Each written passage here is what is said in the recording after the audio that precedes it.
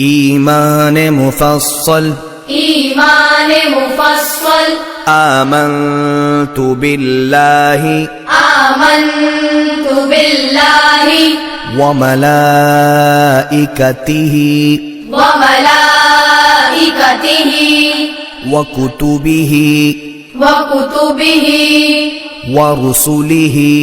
ورسله واليوم الآخر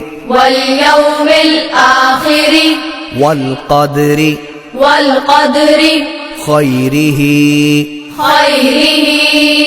وشره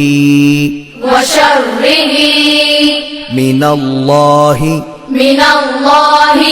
تعالى والبعث